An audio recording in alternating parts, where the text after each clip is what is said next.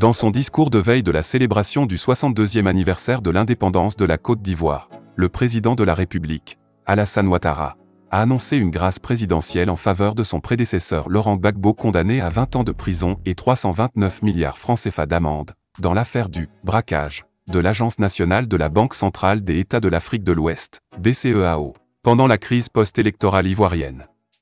Mais cette grâce ne semble pas du goût de l'ancien chef de l'État et de ses partisans qui la rejettent. Ci-dessous, le décryptage de Apollo Dante, cadre du FPI, ancien de la FECIAIPO. Apollo Dante, cadre du FPI, donc Gbagbo avait toujours l'intention d'être candidat encore en 2025. Gbagbo et le PPACI rejettent la grâce présidentielle de Ouattara parce qu'elle n'annule pas la condamnation, elle ne lave pas le casier judiciaire de Gbagbo, et donc il ne pourra pas se présenter en 2025. Pour cette raison, Gbagbo et le PPACI sont fâchés. Donc il avait toujours l'intention d'être candidat encore en 2025 ? Non, mais à un moment il faut arrêter. Le président Gbagbo n'a plus la force d'être président de la République, il mérite plutôt un repos tranquille. Je sais déjà ce que certains vont dire, ça doit être sa volonté, donc qu'on le laisse décider. Mais il n'y a pas que la volonté de chacun qui nous guide, il y a aussi la loi. La volonté de chacun d'entre nous est canalisée par la loi.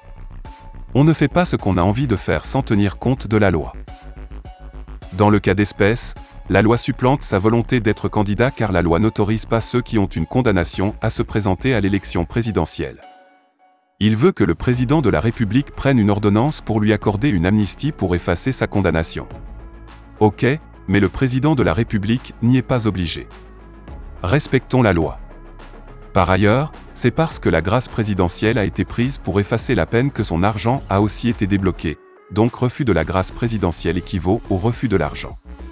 Puisque selon la peine de condamnation, en plus des 20 ans de prison, il devait payer une amende de plusieurs milliards de francs CFA. Gbagbo doit encore plusieurs milliards à l'État. Étant donné qu'il devait payer cette amende qui était plus que l'argent que l'État lui devait, ses arriérés, l'État a alors bloqué ce qu'il devait au président Gbagbo et Gbagbo devait encore à l'État. C'est ce qui expliquait que son argent n'ait pas été payé jusqu'à présent. Je crois que ses arriérés montent à environ 1,5 milliard alors que l'amende qu'il devait payer était de plusieurs milliards. Donc si on enlève 1,5 milliard dans plusieurs milliards, Gbagbo doit encore plusieurs milliards à l'État. La grâce présidentielle annule les 20 ans de prison et l'amende. C'est ce qui fait que l'État s'est engagé à donner les 1,5 milliard de Gbagbo. Mais maintenant qu'il refuse la grâce présidentielle, on revient à la case de départ. Les 20 ans et l'amende de plusieurs milliards sont toujours en vigueur et donc comme Gbagbo doit plus à l'État que l'État ne doit à Gbagbo, l'État bloque l'argent de Gbagbo et Gbagbo doit encore à l'État. Calcul simple. Tu me dois 100 000 et moi je te dois 20 000. Tes 50 000 passent dans ma main, je fais quoi?